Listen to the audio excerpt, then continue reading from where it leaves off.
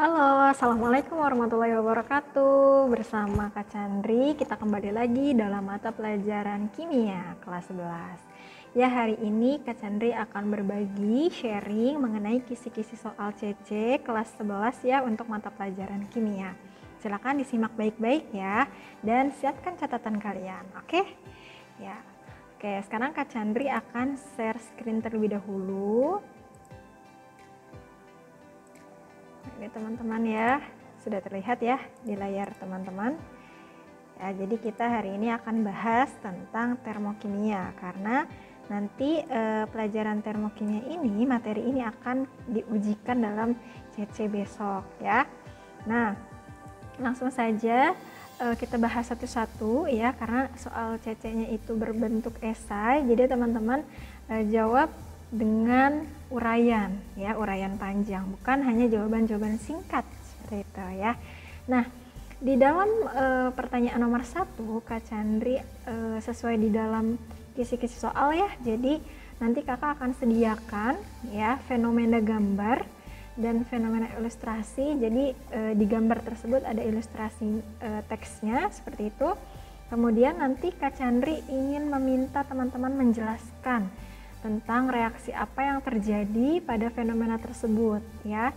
Dan Kak Chandri akan bertanya juga mana bagian sistem dan mana bagian lingkungannya di dalam fenomena gambar tersebut ya. Nah, contohnya seperti ini teman-teman. Ketika kakak menyajikan gambar seperti ini ya, gambar kompor minyak tanah ya, ini teman-teman pernah mengalami nggak atau pernah kejamanan nggak ngelihat minyak tanah yang menjadi bahan bakar dari kompor minyak tanah ini ya. Kalau zaman dulu saat kakak kecil ya, itu pakainya kompor minyak seperti ini teman-teman, kompor minyak tanah seperti ini. Jadi minyak tanahnya dituangin ke dalam kompornya, kemudian apinya dinyalakan ya di atas sumbu seperti itu ya. Nah, sumbunya yang disambungkan ke minyak tanah tersebut ya, sehingga bisa digunakan untuk memanaskan penggorengan ya, memasak dan sebagainya seperti itu. Nah, dari fenomena gambar ini kira-kira nih, dari reaksi yang terjadi ya di dalam proses pemanasan kompor ini gitu ya, apa sih kira-kira jenis reaksinya? Nah, kita kembali lagi ya kepada jenis reaksi. Itu ada dua jenis. Yang pertama ada eksoterm dan yang kedua ada endoterm ya.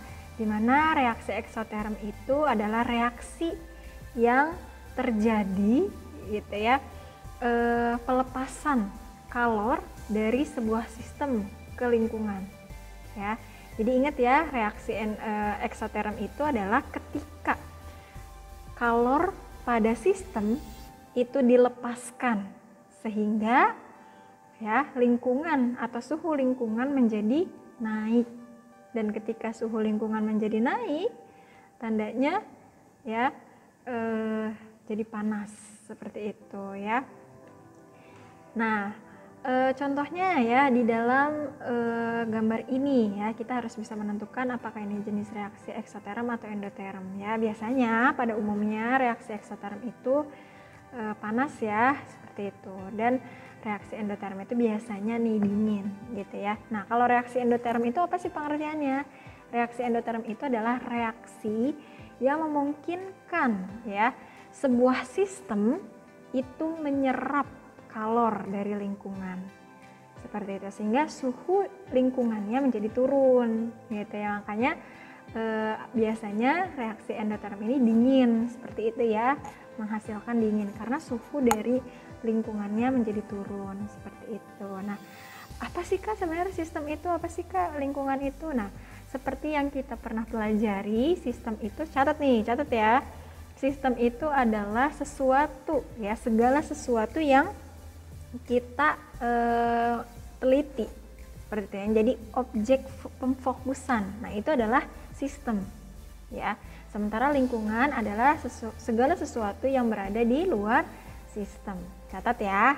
Nah, tadi pengertiannya sistem dan lingkungan. Nah, jadi kalau kita lihat dari gambar ini, kita bisa jawab ya, ini termasuk jenis reaksi apa kira-kira ya. Kita bisa jawab ini adalah,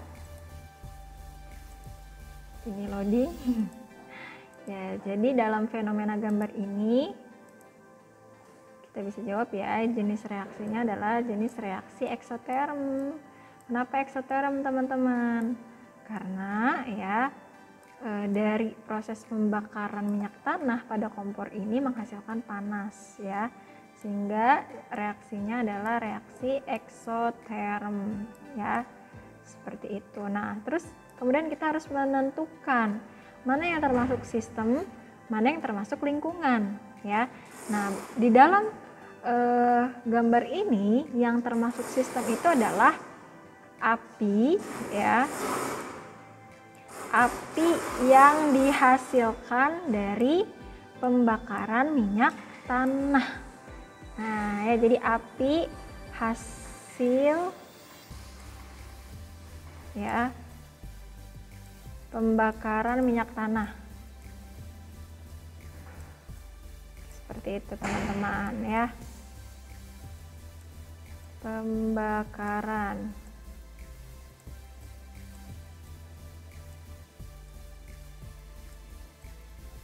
ya minyak tanah.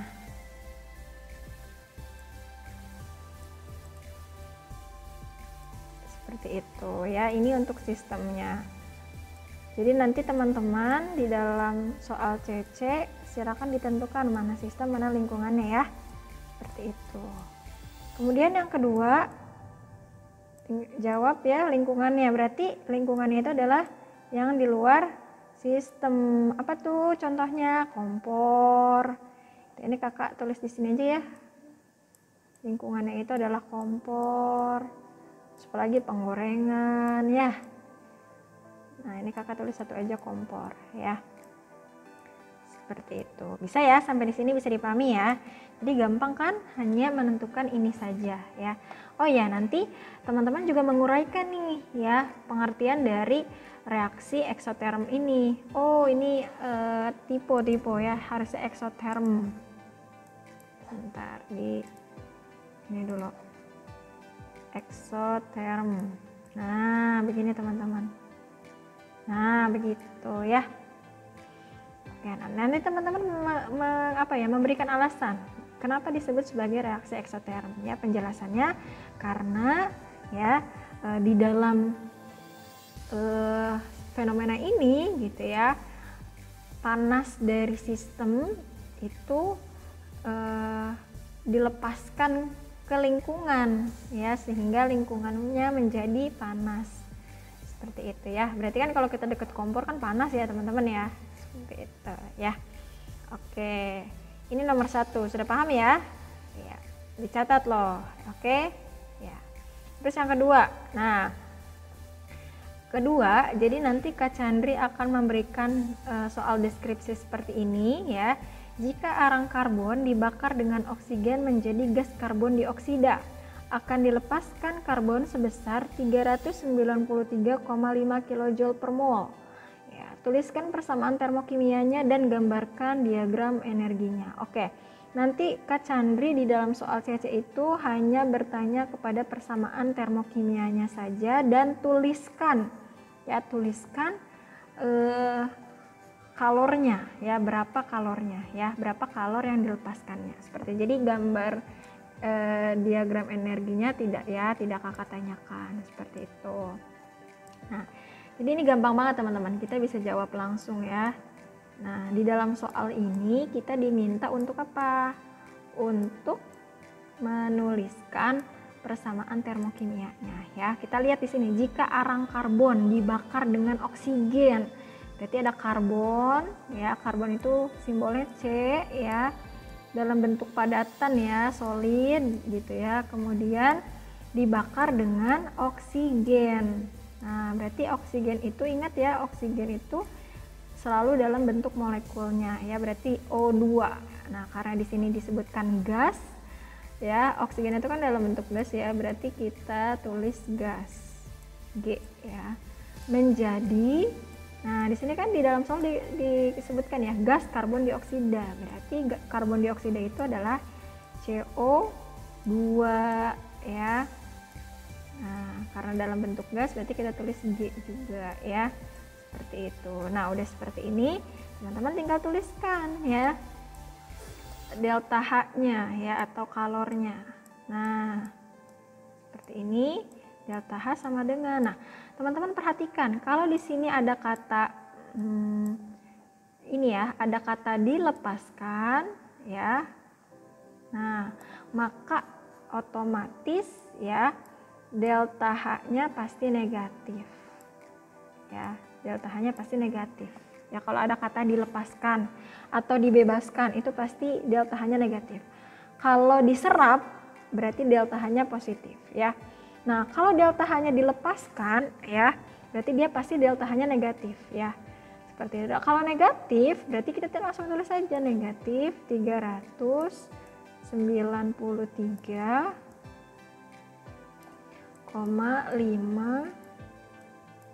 kilojoule per mol.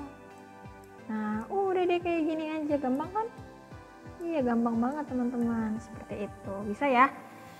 Nah, kalau bisa, ya mudah-mudahan teman-teman nanti bisa mengerjakan soal CC-nya ya. Seperti itu.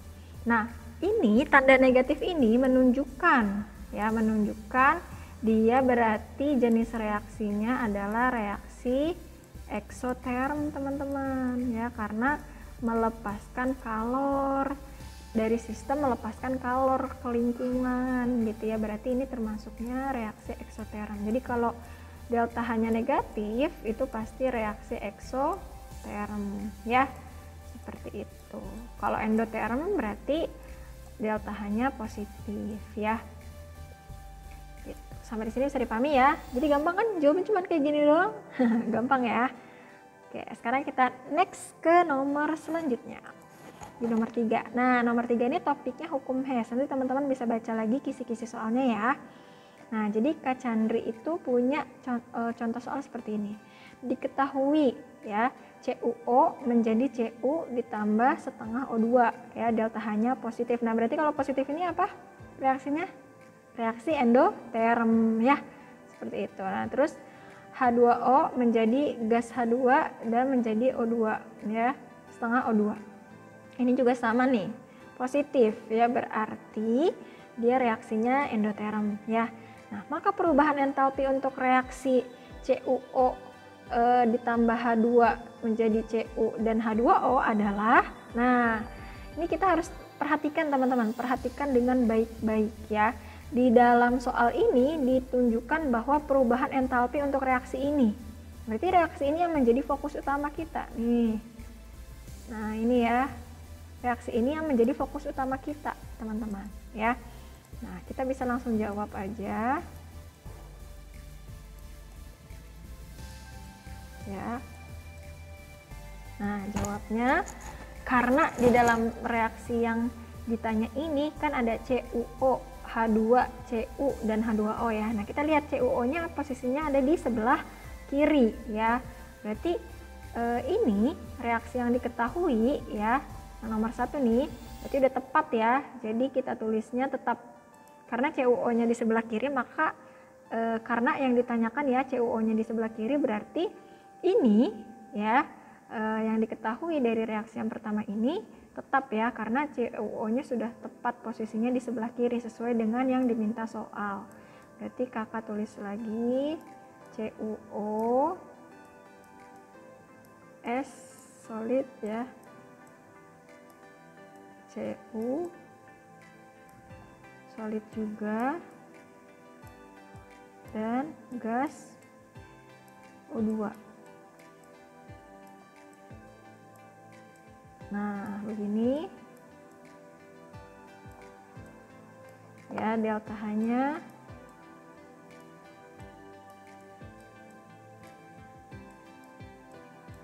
plus 155 ya. Nah, kalau tetap berarti dia tetap aja tulisannya teman-teman ya. Delta H-nya tetap kita tulis seperti ini. Nah, ini ya. Terus di sini H2O ya, H2 dan setengah O2. Nah, kita lihat di sini ternyata H2-nya, H2O-nya itu H2-nya yang di sini yang diminta soal itu ada di sebelah kiri. Sementara di reaksi yang kedua ini H2-nya ada di sebelah kanan, ya kan? Nah, berarti reaksi yang kedua ini kita balik. Nah, kita dibalik. Karena di dalam soal ya itu diminta ya H2-nya itu ada di sebelah kiri. Jadi kita balik. Ini kelihatan nggak sih balik tulisannya? Kelihatan ya? Balik. Nah, oke, jadi kita balik. Kalau kita balik berarti kayak gini teman-teman. Kita tulis H2 di sini dalam bentuk gas ya. Terus ditambah setengah O2 ya dalam bentuk gas juga. Terus menjadi H2O. Nah, dalam bentuk gas juga ya. Oke. Nah, karena dibalik berarti delta H-nya yang tadinya positif jadi negatif. Karena tadi dibalik. Teman-teman, reaksinya ya. Jadi delta H-nya negatif. Negatif berapa? 241,60 kilojoule. Nah, begini ya. Oke, nah udah kayak gini, udah deh, tinggal kita selesaikan ya. Tinggal kita selesaikan ya, dari soal ini mana yang bisa kita coret nih. Nah, kita jumlahkan ya. Nah, ini kita coret ya yang sama nih. Ini ada Kak Chandri pakai ini deh, warna lain ya. Ini ada setengah O2 ya, bisa kita coret dengan yang ini ya. Nah, betul ya. Nah, berarti kita bisa tulis reaksinya kayak gini. CuO dalam bentuk solid ditambah H2 dalam bentuk gas ya, menjadi ini ya Cu. Tulisannya kelihatan ya teman-teman ya, bisa ya nyatetnya ya. Cu ditambah ini ya H2O nih di sebelah kanan kan ya. Nah, H2O dalam bentuk gas juga. Nah, berarti delta H-nya ya udah kita tinggal jumlahkan aja nih ya, plus 155,08 kilojoule ya, dikurang ya, ini kan karena negatif ya jadi dikurang ya, seperti itu. Berapa nih hasilnya?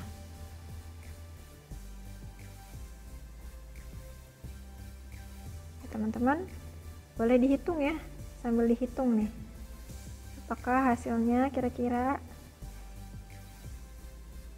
155,08 dikurang 241,60. Nah, hasilnya adalah, karena ini kan yang minnya yang negatifnya lebih besar ya, berarti hasilnya pasti negatif. Negatif 86,52 kilojoule per mol. Ternyata di sini satuannya kilojoule aja deh, bukan per mol ya. Nah, seperti itu. Udah deh. Nah, berarti kalau di soal ini kita bisa lihat ini ya, jawabannya ya, D ya. Seperti itu. Gampang kan? Nah, nanti kalau dalam CC soalnya teman-teman seperti ini, tapi bukan pilihan ganda ya, tapi soal esai ya. Bisa ya?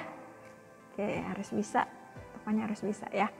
Nah, nanti bisa aja nih yang diketahuinya reaksinya nggak hanya 2, ini kan 2 ya. Nah, bisa aja reaksinya 3, 4 ya.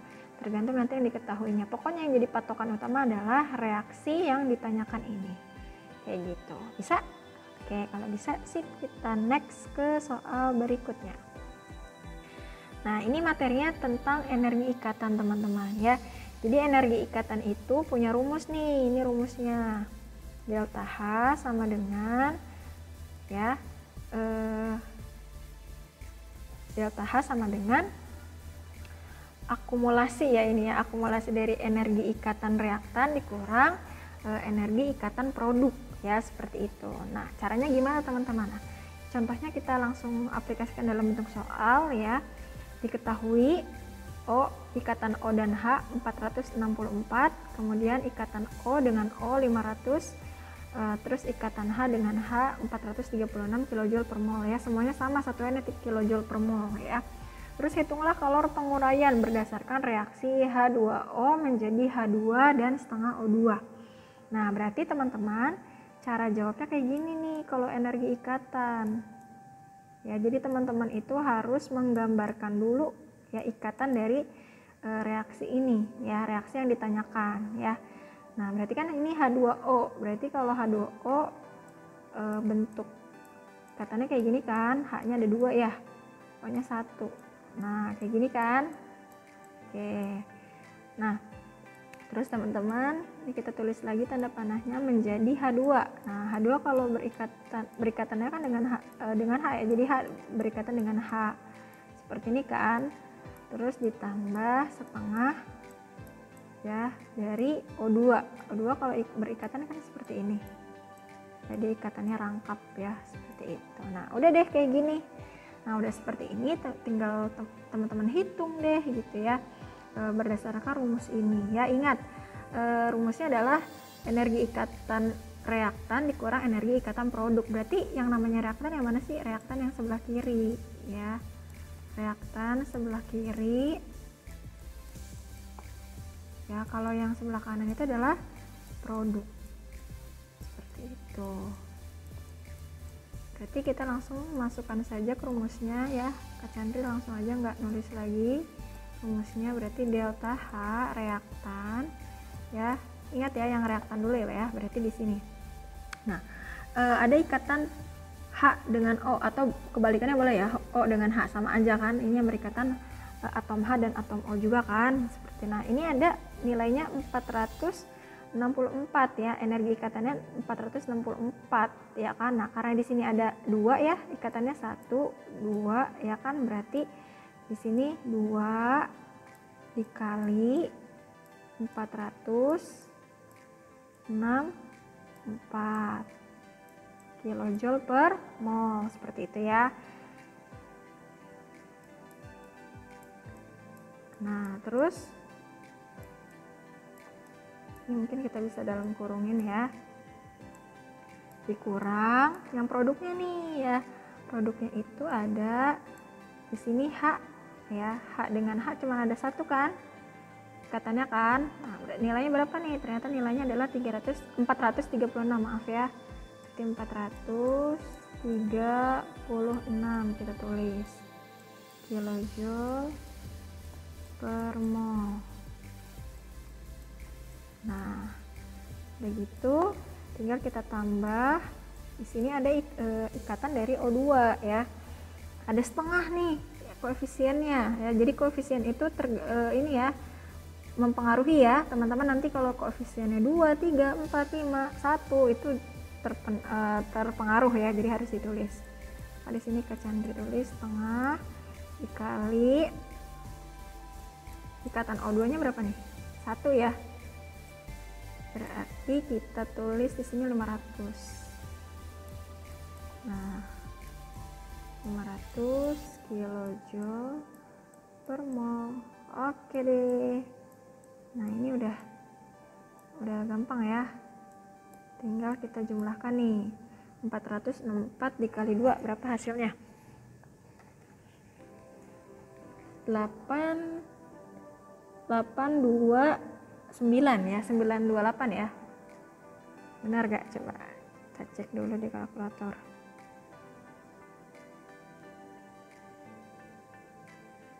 Benar ya, 928 ya. 928 kilojoule per mol.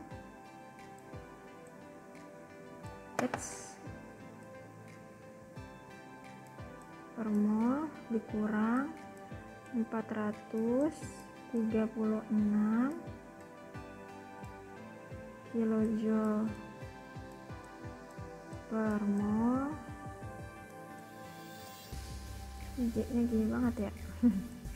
Ya, ditambah, nah ini setengah dari 500 berapa? 250 ya, 250 kilojoule per mol.